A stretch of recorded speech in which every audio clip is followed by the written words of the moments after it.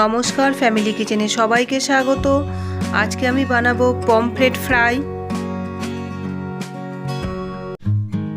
এর জন্য আমি এখানে দুটো পমফ্রেট মাছ নিয়ে নিয়েছি। প্রথমে ছুরি দিয়ে মাছগুলোকে দুই পাড়েই একটু একটু করে কেটে নেব।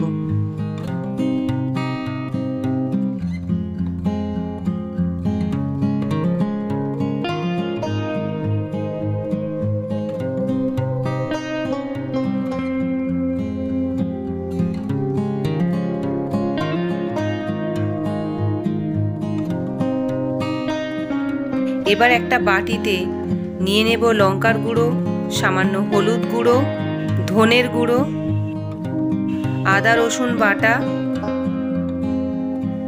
একটা লেবুর রস,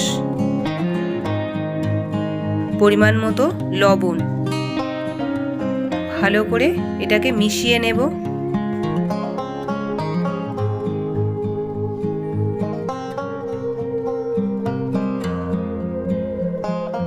এবার এই মশলা হাত দিয়ে ভালো করে মাছে ম্যারিনেট করে নেব। খুব সাবধানে মাছের ভিতরটা ম্যারিনেট করতে হবে যাতে কাঁটা না হাতে ফুটে যায়।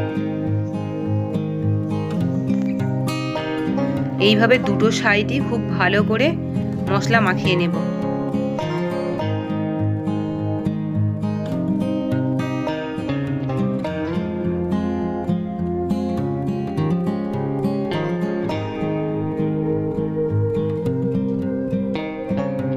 উনানে কড়াই বসিয়ে তেল গরম করতে দেব। এরপর একটি বাটিতে অল্প একটু বেসন, সুজি আর নুন দিয়ে ভালো করে মিশিয়ে নেব।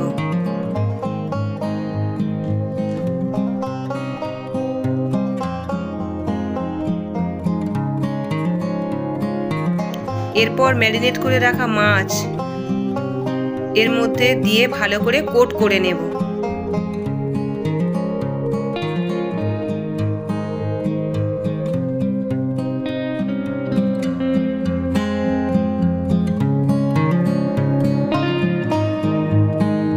গরম তেলে এই মাছগুলোকে উল্টে পাল্টে ভালো করে ভেজে নেব।